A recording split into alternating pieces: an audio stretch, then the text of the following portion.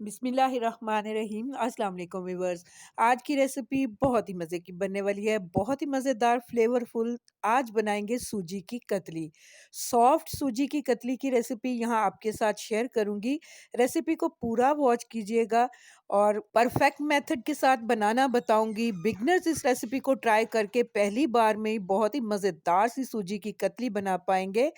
कुछ टिप्स भी आपके साथ शेयर करूँगी कि अगर आप सूजी की कतली सॉफ्ट बनाना चाहते हैं तो किस तरह से बना पाएँगे, और अगर कड़क सूजी की कतली बनाएँगे तो वो किस तरह से बनेगी। तो चलिए टाइम ज़ाया किए बिना अपनी रेसिपी की तरफ चलते हैं। यहाँ पे देखिए मैंने पैन लिया है, फ्लेम ऑन कर दिया है। इसमें मैंने डाल दिया है 1 कप भर के पानी का, और इसमें 1 कप ही हम चीनी डाल देंगे। अच्छी तरह से मिक्स करेंगे।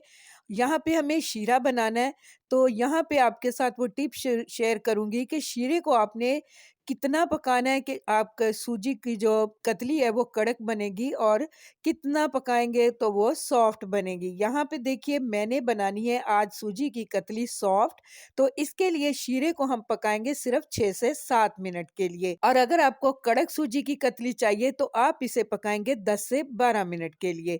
यहाँ पे देखिए 6 से 7 मिनट हो गए हैं इसे पकते हुए, तो शीरा हमारा बहुत ही अच्छे से पक चुका है। इसे साइड पे रखते हैं और चलते हैं अगले प्रोसेस में कि हमें सूजी को किस तरह से यहाँ पे भूनना है। तो यहाँ पे देखिए मैंने एक कढ़ाई ली है, इसके अंदर मैंने यहाँ पे डाल दिया है पौना कप मेरे पास घी का था, ये डाल देंगे।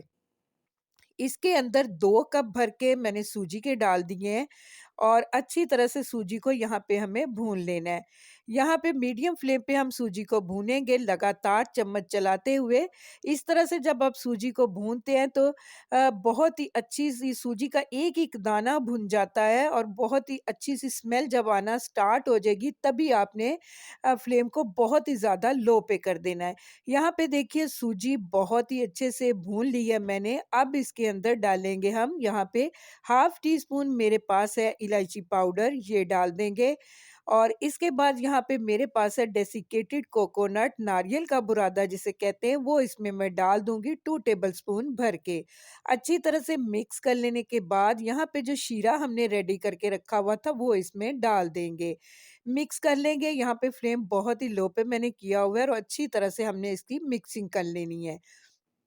यहाँ पे देखिए अच्छी तरह से मिक्स करने में लगे हैं यहाँ पे तकरीबन 3 से 4 मिनट, और सारा शीरा जो था वो सूजी ने बहुत ही अच्छे से सोक कर लिया है। पैंदे के साथ जो सूजी है वो बिल्कुल नहीं लग रही। हलवा हमारा बहुत ही अच्छे से यहाँ पे देखिए घूमना स्टार्ट हो गया है, इसने पैंदे को छोड़ दिया है। ऑयल भी इसमें से थोड़ा-थोड़ा सा बाहर आना स्टार्ट हो गया है, तो बस यही टाइम है आपने इस फ्लेम को बंद कर देना है। यहाँ पे हमारा सूजी का टुकड़ी हलवे का जो अमेज़ है वो रेडी हो चुका है। प्लेट ली है, इसको मैंने घी लगा के ग्रीस कर लिया था ताकि जब हम टुकड़ियाँ निकालें तो वो आसानी से निकल आएँ। यहाँ पे इसके ऊपर सारा बैटर हम डाल देंगे, अच्छी तरह से फैला देंगे। जितने बर्तन के अंदर आपके आए उसी हिसाब से आप इसे फैला लीजिए।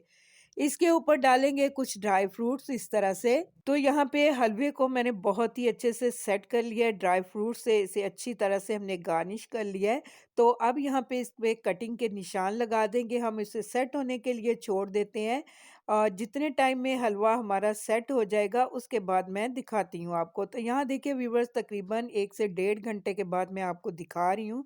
बहुत ही अच्छे से यहाँ पे हलवा सेट हो गया, तो जो निशान हमने लगाए थे इस निशानों को मज़ीद हम दोबारा से नाइफ़ की हेल्प से गहरा कर लेंगे ताकि सूजी की जो कतलियाँ हैं वो आसानी से निकल जाएँ। तो यहाँ मैं आपको इसकी कतलियाँ निकाल के दिखा रही हूँ। तो उम्मीद करूँगी आपको मेरी ये सिंपल सी रेसिपी बहुत ही पसंद आएगी। रेसिपी पसंद आए तो इसे ज़रूर से लाइक कीजिएगा, और अगर आप मेरे चैनल पे नए हैं तो काइंडली मेरे चैनल को सब्सक्राइब भी कीजिएगा। अपना और अपने प्यारों का बहुत ज़्यादा ख़्याल रखिएगा। मिलते हैं नेक्स्ट वीडियो में बहुत ही अच्छी सी रेसिपी के साथ। तब तक के लिए अल्लाह हाफ़िज़।